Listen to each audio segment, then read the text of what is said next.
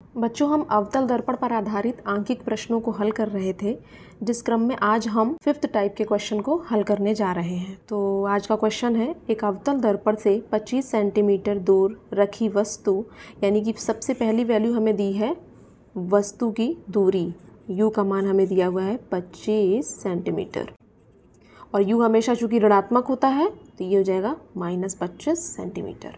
तो रखी वस्तु का दोगुना बड़ा वास्तविक प्रतिबिंब बनता है।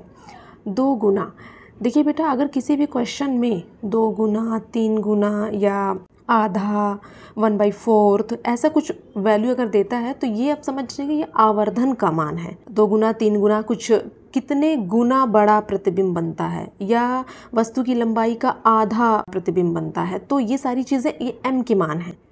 तो m का मान यहाँ पर दिया है 2 गुना, यानी कि m का मान है 2, और कह रहा है 2 गुना बड़ा वास्तविक प्रतिबिंब बनता है। तो वास्तविक प्रतिबिंब के लिए m का मान ऋणात्मक होता है, तो m बराबर हो जाएगा -2।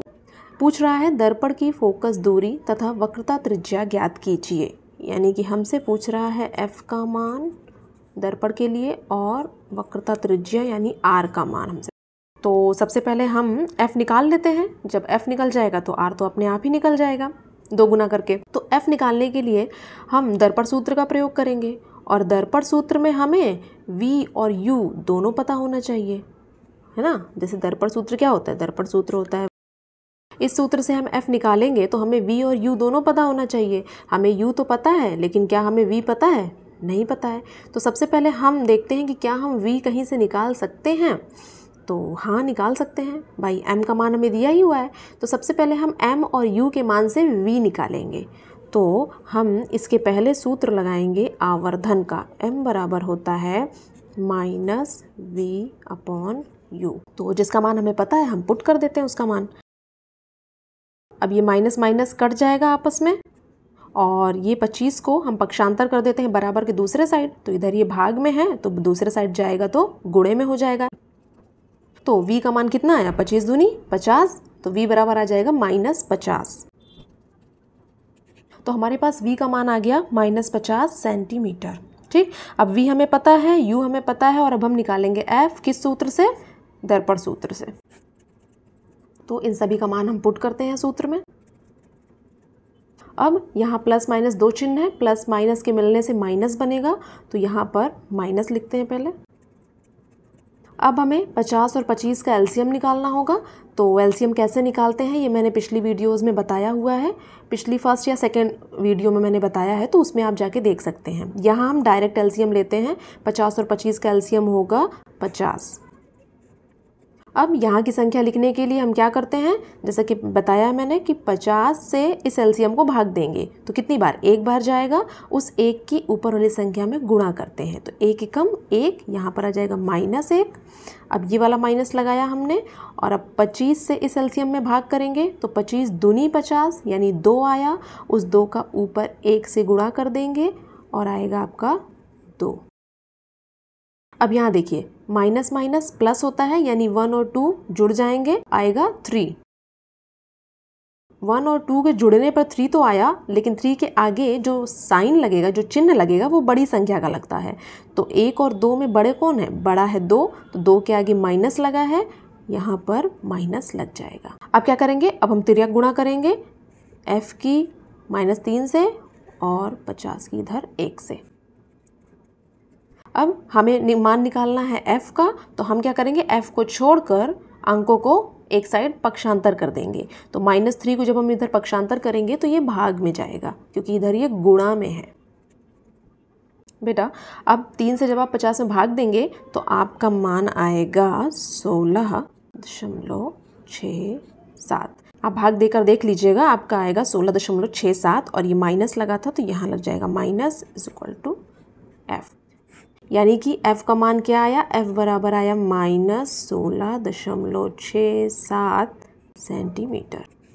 अच्छा, जब आप इसे भाग देंगे ना, 50 को 3 से भाग देंगे तो आपका जो मान आएगा वो आपका मान आएगा 16.666, और ये सीरीज़ ऐसी बढ़ती चली जाएगी।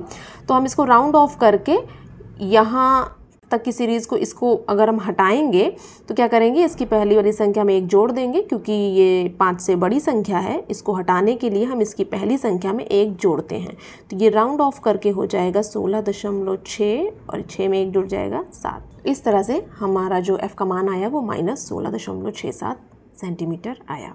अब हमें r का मान निकालना है, चूँकि हम जानते हैं कि r क्या होता है, r होता है 2f, यही होता है भाई। आपने सूत्र, अगर कुछ बच्चों ने सूत्र पढ़ा है कि f बराबर r/2, तो इसी सूत्र से ये निकला है। इस 2 को हमने इधर पक्षांतर कर दिया तो गुणे में हो गया, यानी 2f बराबर r, तो वही लिखा है यहाँ पे r बराबर 2f, r बराबर 2, और f का मान हमारा आया था क्या, -16.67।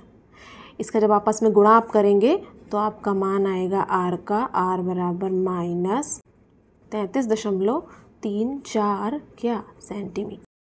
तो f का मान आया -16.67 सेंटीमीटर और r का मान आया -33.34 सेंटीमीटर।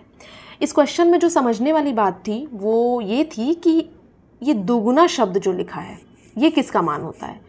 तो अब आपको समझ में आ ही गया होगा कि किसी क्वेश्चन में अगर 2 गुना, 3 गुना, या कहे कि वस्तु की लंबाई का आधा प्रतिबिंब बनता है, आधा यानी कि m बराबर हो जाएगा हाफ, 1/2, तो ये जो वैल्यू आपकी दी रहती है ये m की वैल्यू दी रहती है।